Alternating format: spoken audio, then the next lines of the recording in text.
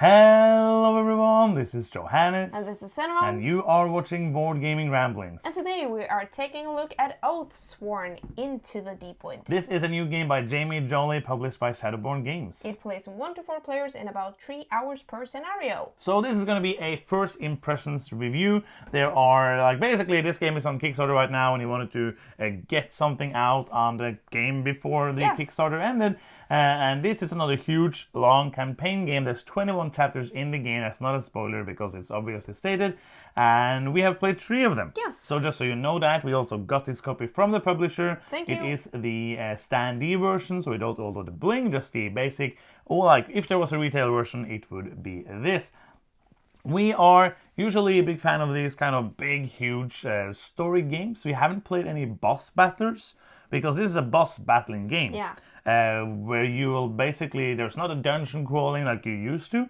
It's more like that huge, big fight against the boss, and also the story parts of the game. Yes. This is going to be a no spoiler first impressions review, so if you don't want spoilers, this is where to go. Obviously, we're going to talk about the game in general. Yeah. So if you want to know nothing, skip this as well. Yeah, then skip every video about the game and just play the game. What to do. And also, there's not going to be many pictures. We have some pictures from the first scenario because that's been spoiled in the rulebook and everywhere else online. Other than that, we have no pictures of anything that is happening after the start of the first scenario. Yeah. So I'm just going to do a super brief overview of the game. If you don't know anything about it yet, there's also the Kickstarter campaign, so you can go and look more in depth over there.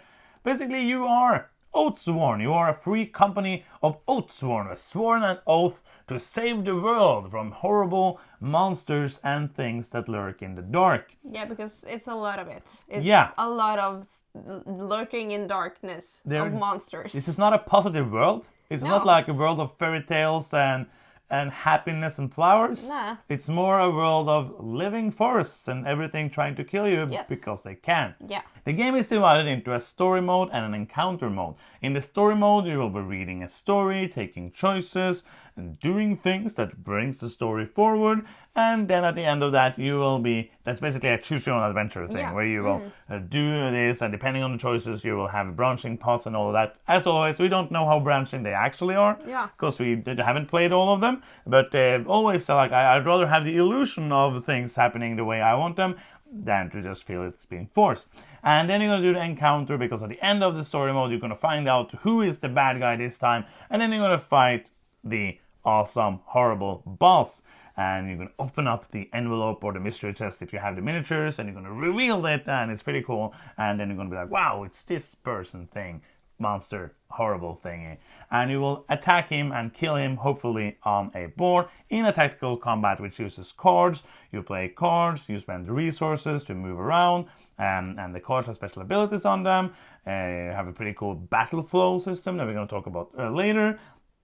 And you are gonna then attack the monster and he's gonna attack you. You can attack with cards or dice.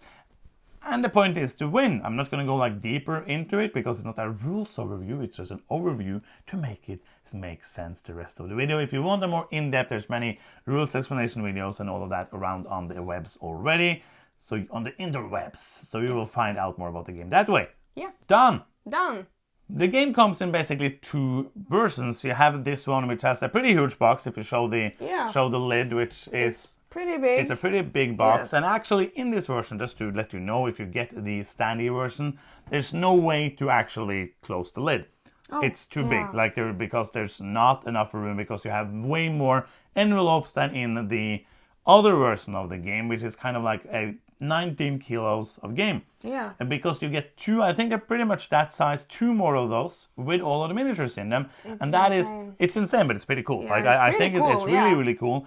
If I would have liked to have the miniatures, because I've only seen the first miniature, but having seen them standees for the others, I would have liked to have them because I enjoy them. But if you don't color them in, paint them. If you don't color your miniatures, if you don't paint them, it's just going to be a gray blob. Yeah. And I don't mind that because we always have that in all miniatures games. We have a lot of green blobs since we don't color.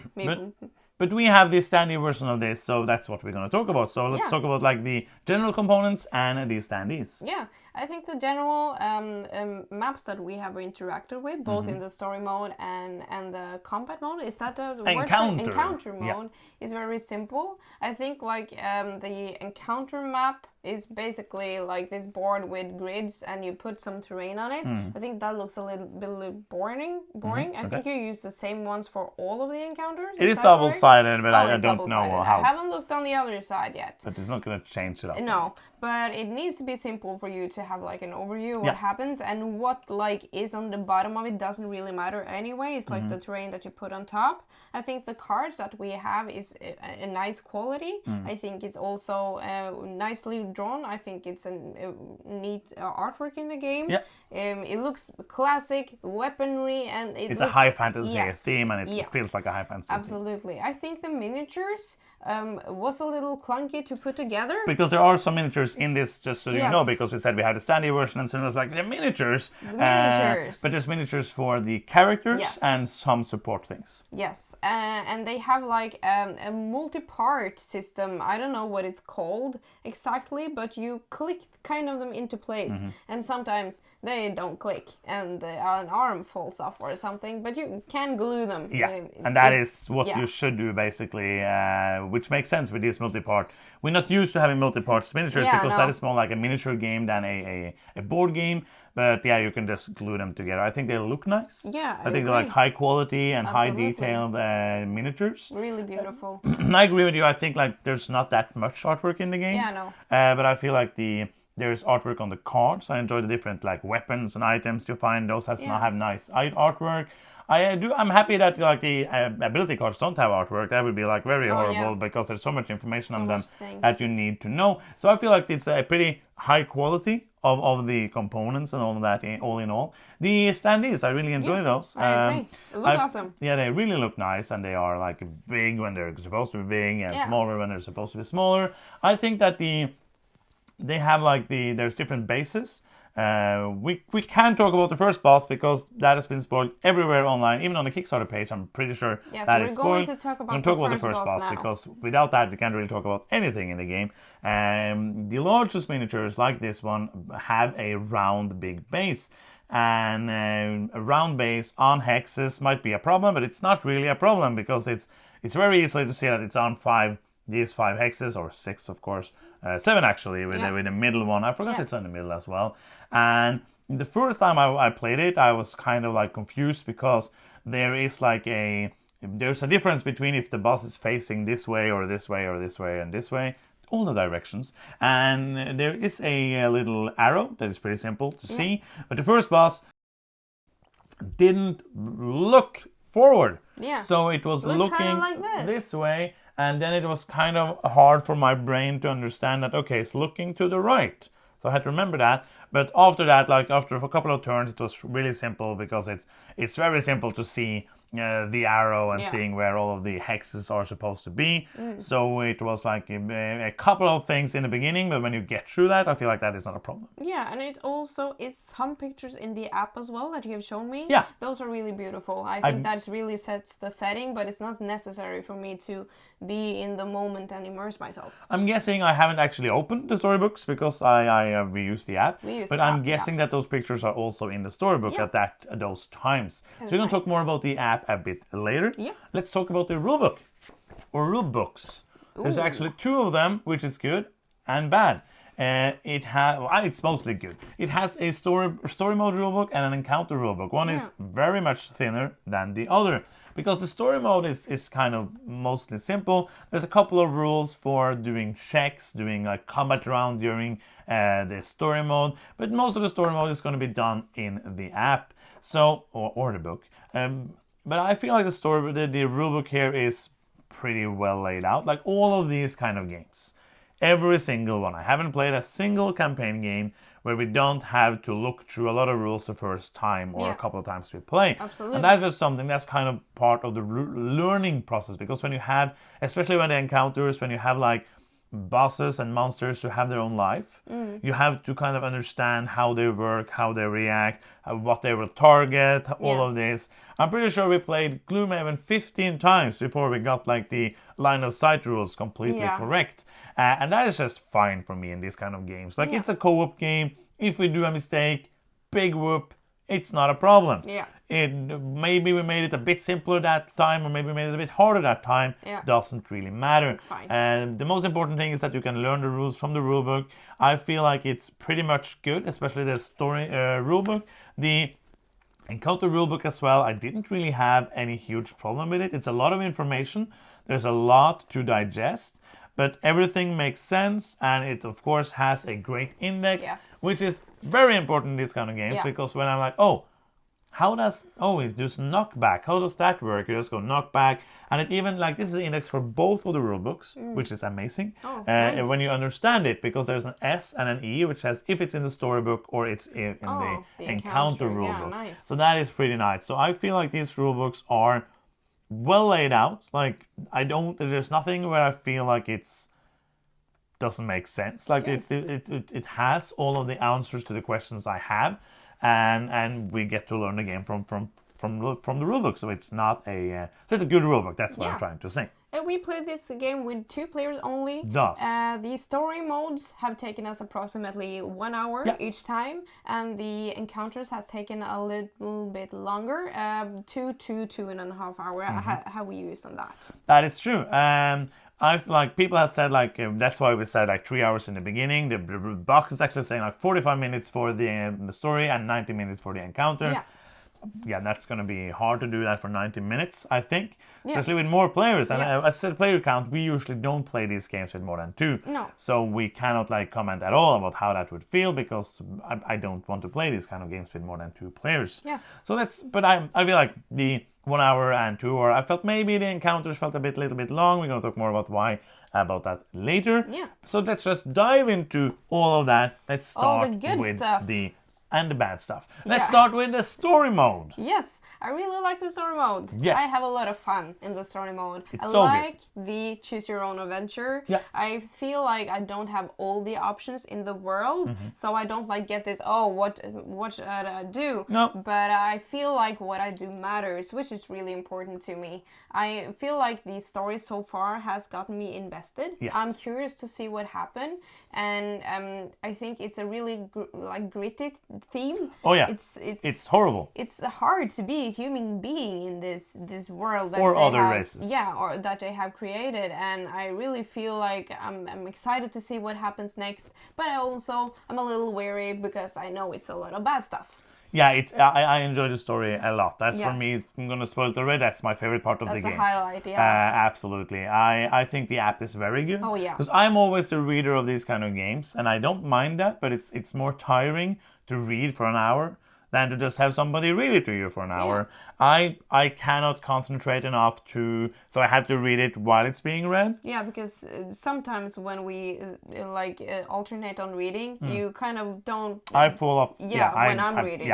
So that's just my brain. No, nothing. It doesn't really help you at all to know that. But I feel like the good thing about an app in these kind of games, I've probably said it before, is that you cannot spoil anything for yourself. Yes. Because in these storybooks, it's usually like 40.2, and then I'm working so hard to only see those, word there, and a picture and all of that. So I really like the app. The voiceover is really good. I don't remember his name. It is one of the characters from Game of Thrones. Is it a big character? I'm not going to spoil it for you, but he works. So you don't know if he dies early or not, because spoilers, Game of Thrones, everybody dies. I haven't seen it. He works at the wall. He's like a commander. So I don't remember his name. No, they're Gray something. No, I don't know. No. Red Man. I'm going to call him Red Man. He's playing Red Man in Game of Thrones. Yes. But I haven't seen the show. Very accurate. But it's doing a great job. There's one thing, like most of the time it's very good. One thing I don't like, and I think it's editing, is that the pauses between sentences are sometimes non-existent. So it's killing the flow, killing the vibe, man, killing the feeling and the investment you get. Like when you hear a audiobook, The pauses are almost as important as the actual reading. Yeah. To have long enough pauses so you don't get the feeling of reading. Let's say I'm just going to read something from the rulebook now, which is going to be very boring. It's going to be, for example, there are several other effect tokens in the game, such as blood and poison. You will be told their effects on the encounter special born when they are used. There can only be one single hex effect. Yeah. That is something. It's not all the time, but sometimes that's how quickly they go into the next sentence or a character talking. So some of the editing makes it, and it annoys me every time it happens because it kills the flow, it kills the characters, it kills that. It's not a huge thing. And sorry if I now told it to you and you will now realize it if you weren't before. Because I weren't as bothered by it, and now I'm going to notice. But I have noticed it a little bit, but it doesn't really kill the vibe for me. But sometimes just like, oh, okay, I have to focus now because it moves a little bit fast, and especially for non-English, what do you call it? We're natives, no. Non-English speakers. We are English speakers, but yeah, it's not our first language. Mother's tongue. Yeah. Not mother's tongue. That's just an example that we are not English. This speakers. is what we mean. Yeah. Sometimes you have to be like very concentrated. And he speaks like in a Scottish accent. I don't know if it's exactly that, but it's not pure English. No, it's more like this. Yes. It's not a whole. Maybe in Irish. Because it's not like a Scottish. It's not perfect Scottish man. Maybe it's Irish actually. I don't know. But I don't know. But I think it's really cool that he changes his dialect, so he's suddenly like London English, for example. Yeah. I think that is really cool. I think he does some of the characters good. I think he does some of the characters just like his own voice. But I think, like, all in all, I would rather listen to the app Yes. than read the book. Thumbs up. And for me, as you said, like, I enjoy the choices you do. There has been like, I feel like the choices make sense and the choices are hard. As I said, we don't know how much they will change. But sometimes we know that it changed something when we did a choice, but we don't know how much. Like, we don't know if it's going to be like this and you come back again, or if it's actually branching. Yeah. But sometimes it feels like what we did changed up what happened during the rest of the game or the next parts of the game. And I really enjoy waiting to find out more about the monsters, because you will be like, oh, what is happening? What is actually doing this thing that we're trying to do? And then you boom, and you find the monster at the end. So the story part for me is the highlight of the game for sure. I agree. Let's talk about the encounter. Yes. I think the bosses have been really interesting so far. Yeah, we only played 3, just so you know. We have played 3. 21. Yes, but so far the 3 that we have played seems different. Yeah. They seem interesting, and I enjoy like learning about how they move, how they attack, how if they have some special abilities, if they work in some other way that we haven't encountered before. So I think like in the 3 scenarios that we have played, that the designer has shown great creativity and also like the diversity in the boss fights. I agree. I feel, and this is basically what makes the game different each time. Yeah. That is going to change up highly how the boss moves around, how the boss attacks, what it's going to do. Yeah. I agree with you on all of that. It is a tactical game. Like, it's a lot of forward planning, because you will know the next thing the boss will do. You're kind of clairvoyant. I think the rulebook says that you are just very good at like seeing what's going to happen and being like, oh, he's going to do that now. You're seeing he's moving his head this way, and you know he's going to move exactly 4 spaces this way. That doesn't bother me, because that needs to be here for it to work. Yeah, because it's the game like is in Gloomhaven also, you have this kind of, know what the enemies will do on that turn. But because the game is kind of brutal. So if you didn't know that what the boss would do, you would probably just die in 2 rounds. Yeah. Because you need to be able to plan ahead and move accordingly to where you think the boss will go, and sometimes things happen because when you the bosses have these dice, all of them are 6-sided dice, so there are 6 lives in all of the different locations. When you break a location, they're going to do like an extra attack, so then they're going to do the attack and then you're going to flip a new one, and maybe you don't have that much time to react to that one. So much of the tactics, I feel like, is knowing when to actually destroy the die, or when to just try to chip at it and get many dice down too low, and then just boom, boom, boom, boom, boom, and try to to survive. Absolutely. I think that the round flow is a little different from what I have experienced from these kind of games so far, because I am not like, now it's my turn and then it's your turn. The characters can like alternate on what they do, and you can do it in the order that is best for you. And that might create some AP problems with a larger group, but it didn't really take a lot of time figuring out what order to do it in when we the two of us play it. You have resources that you use. You cannot do like as many things as you want in a round. I feel like you have the card system. Let's talk a bit about that.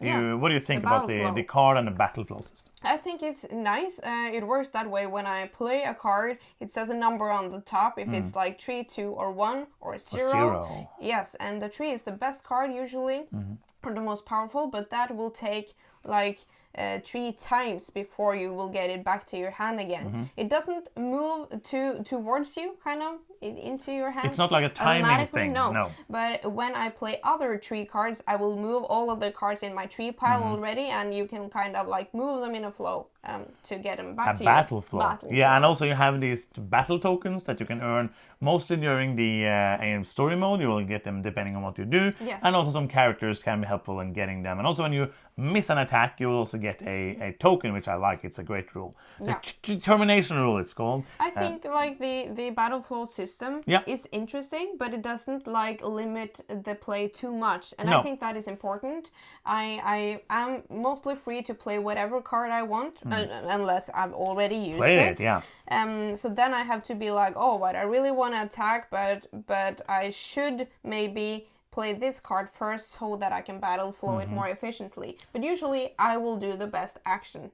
Like that is. I feel like I was trying to say with the tokens, you can kind of do. You can do one of them is a battle flow token, which battle flows the cards in one location. So if you have the trees, for example, and you're not going to play another tree, you can move it to the 2, or you have another 2, play a 2, and then all the cards there are going to flow. For now, this is first impressions. Remember that. I haven't felt the super need to be like, oh, I need that card back. Because I have always felt like I had cards enough to play. And that is because so far, the characters we have played, and we have played some characters that were like low complexity and some with high complexity, I haven't felt like the cards are super interesting. I have felt like some of them are like, oh, this is a better attack, I might use that now. Or I felt like this is a reaction that I can use if something specific happens. Or if I'm in a specific position, this is a slightly better attack or a slightly better ability to use. But so far, they haven't been super exciting. It haven't been like in Gloomhaven, where I have all of these really super cool abilities. We're going to compare it to that because it kind of has like a card ability system. So I haven't been blown away with the card system, like the abilities of them. You get some cards in the beginning, and then you level up to level 2, and you are we're gonna talk more about leveling up later, and you're gonna get more cards. And I haven't been like, wow, this was super cool cards. Like, oh, this might be better in a slightly different position than this card. Let's whip it out. Yeah, sometimes when you play a character, you don't think like the abilities on the card is the most amazing part of this game. I didn't feel like that with all of the characters in Gloomhaven either. But I've read through a lot of the characters' cards in this game because I couldn't really decide on what character to play.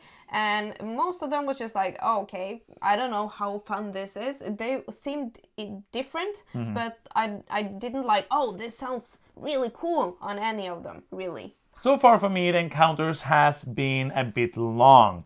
And hopefully you can maybe get it down, but I've heard people like hinting at when the bosses get more strange and weird and wacky, the game is going to take longer. And for me, I feel like the counter so far has been a bit repetitive. Not because of the boss, because the boss makes it interesting. The boss makes it so that you have to react, but the reaction is mostly, as I said, because of the cards, because they don't excite me that much, and the different abilities doesn't feel that different. It's mostly, I'm gonna go up to the boss and attack. And that is what you're gonna do. Some bosses, like the first boss you have seen pictures, or if you haven't, we're going to spoil it because it's everywhere, has minions. So then there's going to be maybe more targets, but other times there's only one target. And for me, this is like a huge change from when you play, for example, a dungeon crawler, you will be able to, I'm going to try to target this enemy, and then I'm going to hide behind here, and I'm going to try to shoot him over this wall, or I'm going to move around and move back, hide away, all of that. And so far, it doesn't feel like you can do that. Without spoiling anything, other than like 1%. So far, it felt like if the boss wants to attack you, he will attack you.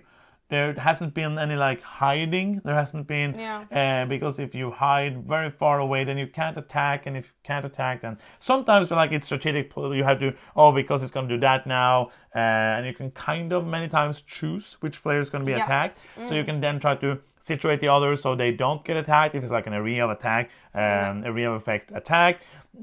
So all of that is interesting, but the things I do on my turn is not that interesting, and it feels a bit repetitive.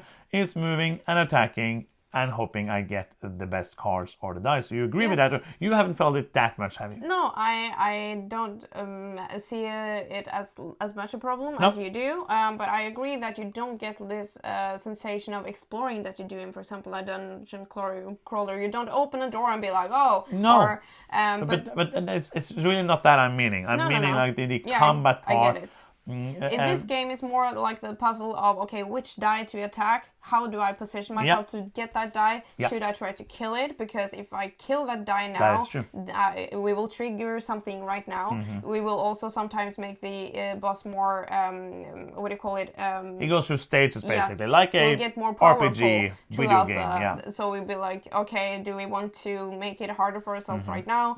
And where do I need to stand for this boss to target me and not you, because you're dying? And I think that is interesting enough, but I agree, the cards and the attacks that I do personally aren't mind-blowing to me. No, but that puzzle is very interesting, but it feels a bit repetitive. Yeah. I think that we got the time of the game a little bit shorter when we switched to attacking with dice. First, we started with drawing cards, which I really like, because I really like how you can kind of mitigate your luck a little bit, or it's more balanced kind of the luck in drawing cards, like in Gloomhaven. But it really took too much time for me to be like, okay, I have these two yellow symbols on my weapon. I can choose, for example, a lot of white symbols as well, and draw that many cards. But I was min-maxing it and be like, okay, how many blanks have we drawn from this deck? Do we have a lot of misses, or do we have a lot of hits? And that took suddenly a long time and wasn't really that interesting or fun either. So we switched to dice, which is more random, but it was more fun for me personally. You can, like the game is saying, that you can basically choose every time you're going to do something. You can choose to do cards or dice, and I like that.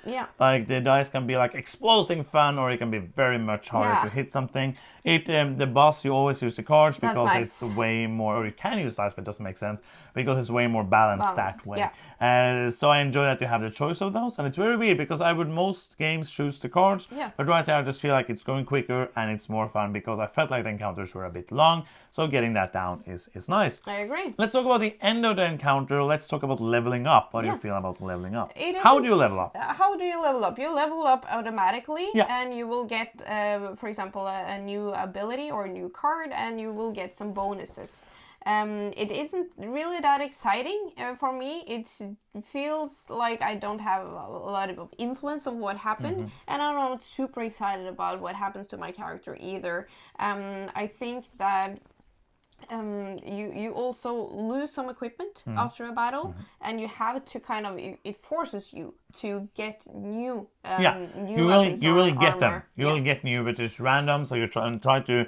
I actually like that part because you will be having a backpack, so you try to pack that backpack. You only can have 12 items in it, and you're trying to do like, okay, so if you lose your bow and we get no new bows, then we need to have another one in the backpack so you can get that, and all of that is really nice, and it forces you to kind of level up with the items because the items level up every round. But I love leveling up in games, but in this game it gave me no joy because it's basically you look at a chart and you see the level, and that's what's going to happen. And you might you get some new cards, and then you might use those cards, and all in all it just feels like you're just like doing it. Like it's not like, oh, finally I got a new level, or now I got to unlock something. It's just like, oh, look at the chart and see what you get. Yeah. And it just, because it feels like because you have to level up to be a bit stronger the next time you meet the new boss, because he's a bit stronger, and all of that. So I feel like that part is not very engaging for me. Saving the game is very well done. Like packing it together, you haven't done that. So I'm just trusting you. I'm just gonna, because you have little bags for each character and for the free company, put all of that together, and then you just put everything back in the box, and basically next time you play, you just open the bag, put it out, and you're ready to go. So that is very nice, and I really enjoy it. That's nice. Should we go to Wait? And who is it for? Yes, I think this is a medium heavy absolutely. Co-op storytelling game. I think it is a co-op storytelling. Yeah, I think this is a game that is best for smaller groups than larger, based on how long time it took with 2 players. I can't imagine that it will take less time with more players, more to discuss. We have played with 2 characters each. But you always have to play with 4 characters. We haven't played with 2 characters yet. We play with 1 character each and a companion. Yes, thank you. So that means that we play with 1 full character, but also 1 simpler character that doesn't have that many options, which I really recommend if you're playing 2 players. Oh yeah, absolutely. Because it will be very hard to juggle 2 hands of cards and abilities at once, I feel like. I don't like it. Some people will like it, but for me it's horrible. Yeah. What do you think? Yeah, I feel like it's a long campaign game, so obviously who is it for? It's people who like long campaign games. Yeah. I think that if you have to enjoy these kind of boss fights. It's hard for me to explain who will enjoy it, because for me, I have understood that I probably like the dungeon crawling part better than I like the just attack this one boss part. The story mode there is great. It takes a while. You need to be enjoying a good story. You need to enjoy a story, like enjoy sitting back and listening to the story for almost an hour every time. You will be doing choices as well, but most of it is listening to these story parts. You need to like a gritty story, which is dark and not pleasant. It's not for kids. No. I would say, like, there's horrible things happening. And I feel like it's good for solo probably, and for couples who like this kind of games, or if you're like a super dedicated game group who have like a campaign night or something like that. Absolutely. Do you want to do some final thoughts? Yes. You can start. I think, as we've said already, the story is absolutely the highlight of this game for me personally. I think that if you can get an efficient encounter phase without taking a long time, you will have fun with it, because the things that we've seen so far has been interesting and fun and different, and if you don't really bother with the characters in itself not being super badass and interesting, I think you will have a lot of fun with the puzzle of the encounter phase and the boss fight, basically. I think that for me, it's sometimes the game isn't that interesting. For example, when the encounter take too long time, and the leveling up on the in the big end of the encounter isn't that interesting either. So I don't have this feeling that I need to play more of it when it comes to those aspects, but I really want to enjoy the story, because so far that is really interesting to me. So there's some positives and some negatives. I think all in all, this game is going to land on approximately a 7. I think first it's impressions. Good. Yes, first impressions, absolutely. If you jump right to the final listen to my words, not my rating. But I think I will land it on a good game. It's not anything more than that, just because it has some things that are negative that drags it a little bit down for me. But overall, it's a solid one. Yeah. So I basically said everything I need to say. I think the story mode is like, after we played the last time, I said like, oh, I really want to see what happens in the story, but the encounter is kind of dragging, and I enjoy the bosses, I enjoy all of that, but it felt a bit repetitive, and that part didn't want me. It wasn't like dragging me back into the game.